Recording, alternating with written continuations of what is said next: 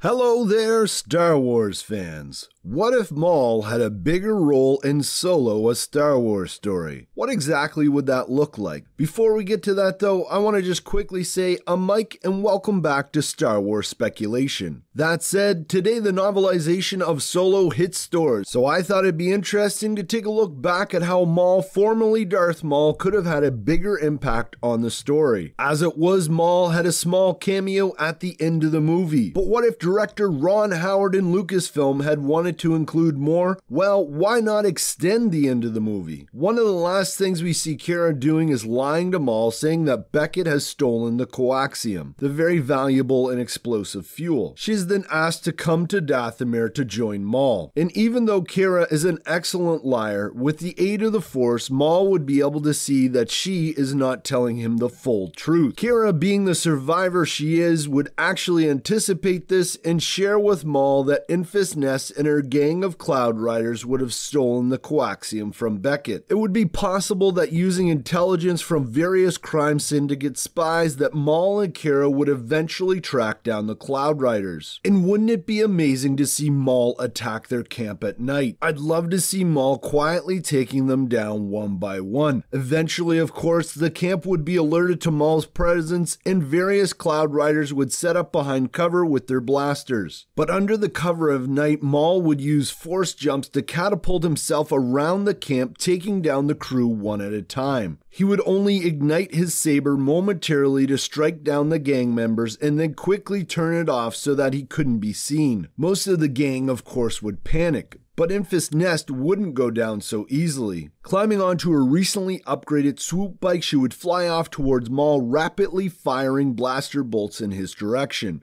Maul would easily deflect this incoming fire with his double-bladed lightsaber, but would be forced to take cover because of the other supporting fire from the remaining gang members. This would give those gang members a chance to flee from the attack. But of course, Maul would eventually deflect a blaster bolt back at Enfys Nest in her swoop bike, destroying it. With the other gang members fleeing the scene, Maul would casually stroll over to the dazed and confused Enfys Nest. But just as he's almost in range to strike her down, a ship above them would start to unleash a hail of blaster fire towards Maul. It would be Saw Gerrera returning for another payment for the coaxium. And as Maul is deflecting the blaster fire from Saw Gerrera's ship, a brave member of the Cloud Rider gang named Tubes would fly by on his swoop bike, and Enfys would be able to use her repulsor lift booster boots to quickly but awkwardly jump onto the bike. They race away, ascending towards Saw's ship above, leaving Maul far below with the remaining coaxium, which is only a small portion of the original amount. So let me know, is this scene too similar to the Darth Vader scene in Rogue One? Does it fit into the story? I tend to think that a scene like this would be an excellent fit in the novelization, but it would be too much action and story that didn't include Han Solo in a movie all about Han Solo. So let me know what you think in the comments below. Thanks for watching, and may the Force be with you.